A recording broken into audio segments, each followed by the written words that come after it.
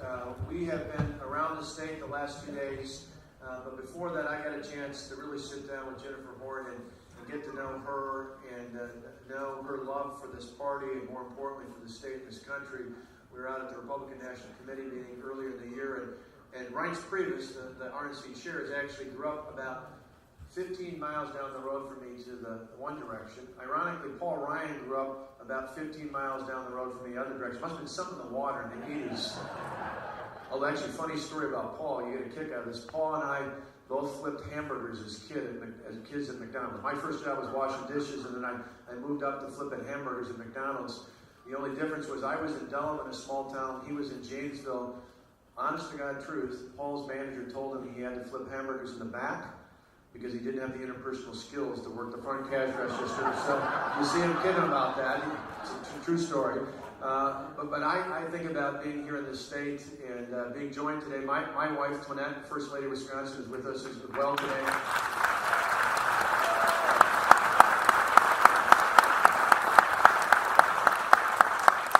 We've got two sons, Matt and Alex. They're 20 and 19. They're both in college. They're both active, actually, amazingly, in college Republicans. In fact, Matthew was just the statewide chair, and he knows you're statewide chair here as well.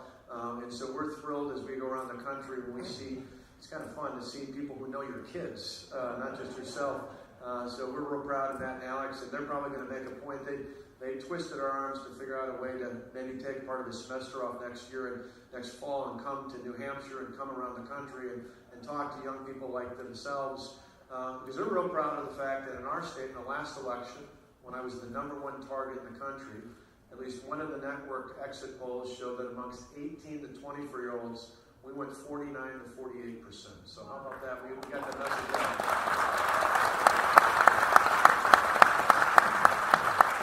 And I want to tell you how much I appreciate all of you, not just being here today, but many of you, as I look around this room, helped us out over the last couple of years. People forget this, but back in 2010, I was target #1 at that point in the recall election.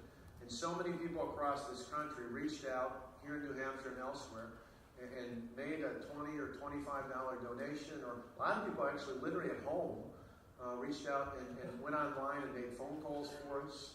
Most importantly for Toinette and I, a lot of people said they prayed for us. And I got to tell you, in the height of all those protests and the recall, for us and our family, even with the 100,000 protesters, even with the death threats and all the other nonsense, the folks who reached out and lent their support like that meant the world to us. So thank you to all of you here who did that along the way. Back 4 years ago, we had all the protesters. I remember Time Magazine had a headline that said "Dead Man Walking."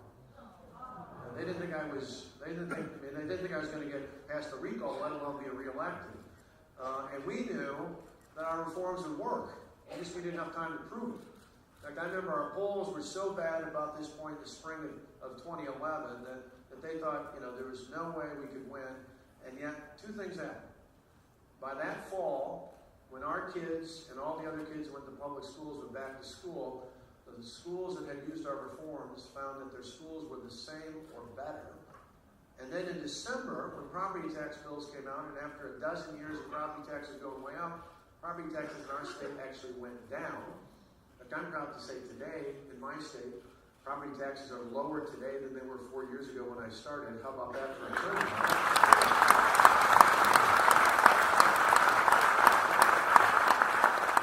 And we knew that would make a difference. And sure enough, when people saw, they didn't have to see the TV ads that were attacking us starting in March of 2011. They didn't have to believe all the protesters that came in from around the country. When they could see for themselves that the reforms were working, the tide started to change. And by June of 2012, we won that election.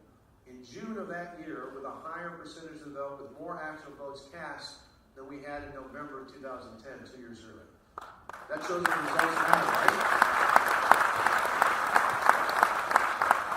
The reason I tell you that is not just for background. The reason I tell you that is because as I look at America today, I have a lot of the same worries that Toinette and I had when we first thought about running for governor. Many years ago, in 2009, we sat down and talked about, we thought about, we ultimately prayed about getting in the race for governor.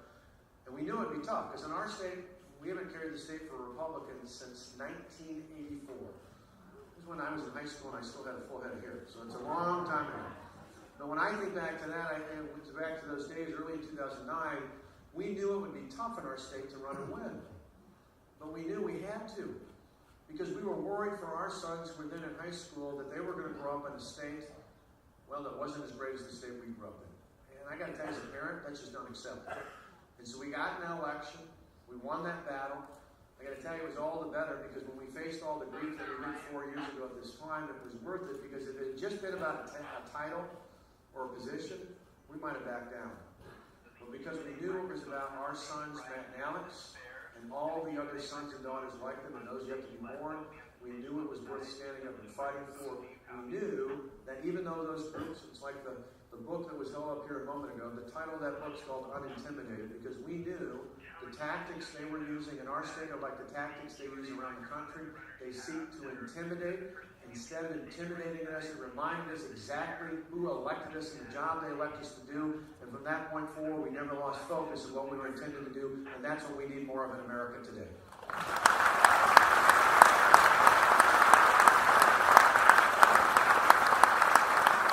You see, today, as much as I'm proud, as Jennifer talked about, of the changes, the transformational changes we made in our state, I'm proud of the fact that for my sons and their generation, I can say today that not only is the state better than it was 4 years before, it's as good or better than it was when I was growing up. And that was my goal, because I wanted my kids to grow up in a better place than we did.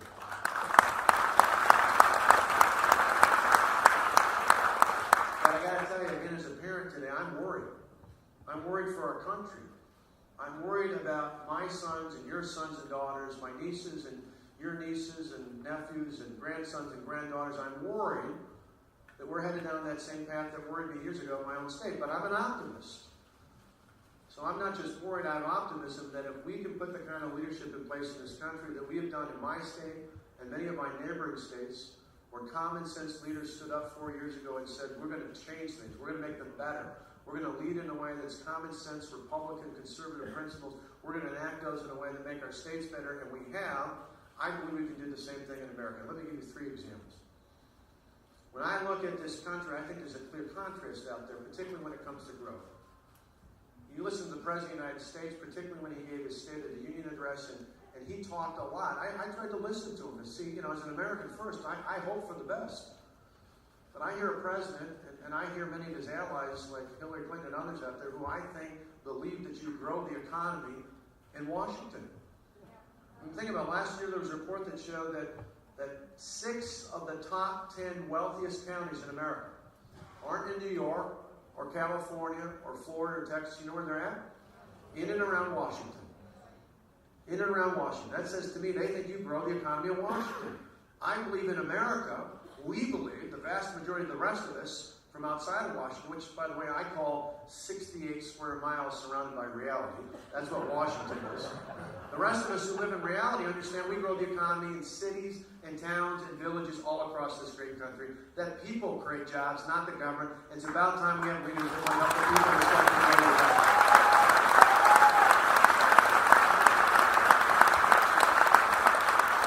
It's why I'm proud of the fact that we've lowered the burden in our state, and most of the states that have been successful in lowering unemployment and raising employment have done so by lowering the burden of hardworking taxpayers.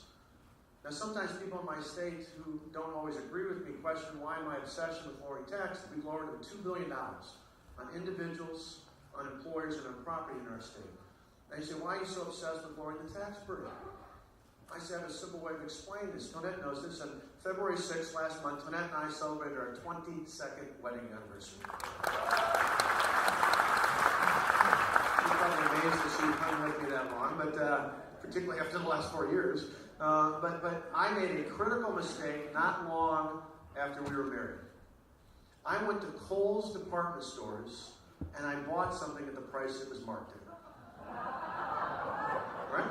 So now I've been trained well. I know after many years of practice that if I'm going to go buy a shirt, I go to that rack that says it was $29.99 and now it's $19.99.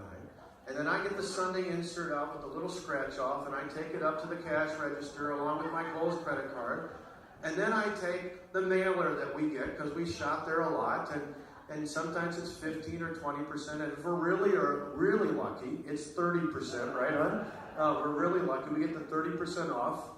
And then we pull out the Kohl's cash and we lay it on the counter. And next thing you know, they're paying me to buy that shirt, right? Right? A little aside on this, I actually was wearing a sweater yesterday. I didn't want to wear the same color for 2 days, so I actually stopped by Kohl's and bought this sweater. In the rack, we're at 70% off, and we paid $1 for it with our Kohl's cash up along the way. So, living the high life. But I say, so how does a company like Kohl's make money? They make it off of value, right? They make it off value. They can charge $29.99 for that shirt, and a few people would buy it, or they can lower the price, broaden the value, and next thing you know, all of us are buying things at a place like that. I call that the Kohl's curve, because you know what? That's like your money. It's the taxpayer's money. I could charge you a higher rate if few of you could afford it, or I could lower the rates, broaden the base, have more people participate in the economy, and that's the way you fuel the economy going forward, right?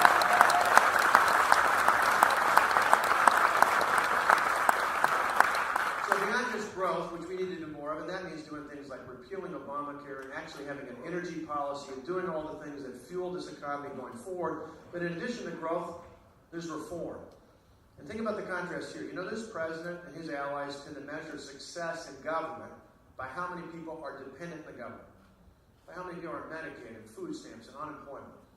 We should measure success by just the opposite. By how many people are no longer dependent on the government, right?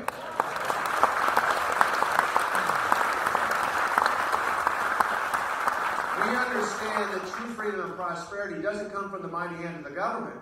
It comes from empowering people to live their own lives and control their own destinies to the dignity that's born of work. Of work. Think about it. If you don't remember anything else, I love pointing this out. When I was a kid growing up in that small town of Delavan, I don't ever remember one of my classmates saying to me, hey, Scott, someday when we grow up, I want to become dependent on the government, right? Nobody signed my yearbook, dear Scott, good luck becoming dependent on the government. And yet somehow that's acceptable in Washington. And I got to tell you, over the years, I've met some amazing people who've come here from other places around the world.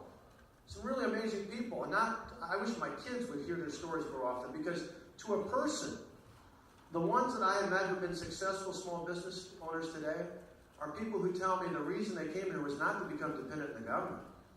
The reason they came to America was because it was one of the last places left in the world where it doesn't matter what class you were born into. It doesn't matter what your parents did for a living. In America, you can be and do anything you want. The opportunity is equal to all of us, but the outcome should be up to each and every one of us.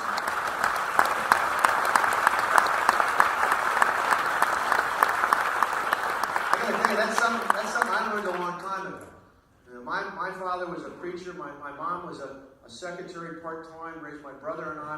My grandparents on one side were farmers, where my mom didn't have indoor plumbing until she went off to junior high. My grandfather, my grandpa Walker, my dad's side, was a machinist for 40 years. From all my parents and grandparents, I didn't inherit fame or fortune. What I got was something more important. I got the belief that in America, if you work hard, and you play by the rules, you should be able to do or be anything you want. That has slipped away, and we need to restore that back again in America.